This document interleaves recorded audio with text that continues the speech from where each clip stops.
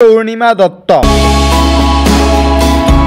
বগা সাজ এজোৰেৰে এগৰাকী ধুনীয়া নাৰী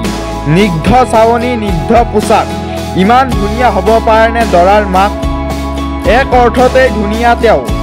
সম্প্ৰতি ছ'চিয়েল মিডিয়াত ভাইৰেল এই বিশেষ নাৰীগৰাকী তেওঁৰ পোছাকেৰে অনুমান কৰিব পৰা যায় সেয়া এখন বিশেষ বিয়াৰ ফটো হয় ঠিকেই ধৰিছে এই ধুনীয়া মহিলাগৰাকীৰে পুত্ৰৰ বিয়া পিছে বিয়াখনত দৰা নহয় দৰাৰ মাকহে হ'ল ভাইৰেল সম্প্ৰতি খুবেই চৰ্চাত দৰাৰ মাক এয়া যে এগৰাকী হ'বলগীয়া শাহুৱেক দৰাৰ মাকৰ ফটো দেখি সকলো হতবাক ইমান ফিট আৰু সৌন্দৰ্যৰ আঁৰৰ ৰহস্য কি কোন এই নাৰী এয়া অৰুণিমা দত্ত এগৰাকী দৰাৰ মাতৃ এইগৰাকী অৰুণিমা দত্ত সম্প্ৰতি অসমৰ নেটিজনৰ মাজত আলোচ্য বিষয় হৈ পৰিছে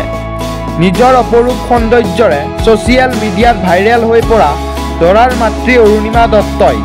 দেওবাৰে পুৱাতে ফেচবুক যোগে পোষ্ট কৰে বিয়াখনৰ ফটোসমূহ কিন্তু সকলোৰে মনত প্ৰশ্ন দৰাৰ মাক ইমান সৰু হৈ আছেনে ইমান ধুনীয়া হৈ থাকিব পাৰেনে দৰাৰ মাক উল্লেখযোগ্য যে 2004 বৰ্ষৰ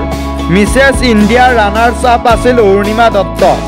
অৰুণিমাৰ আছে নিজৰ যোগবিদ্যাৰ প্ৰতিষ্ঠান তেওঁ প্ৰমাণ কৰিছে যে ধনাত্মক চিন্তাৰ লগত দৈহিক যোগাসন মেডিটেশ্যন আৰু শৰীৰৰ সুন্দৰভাৱে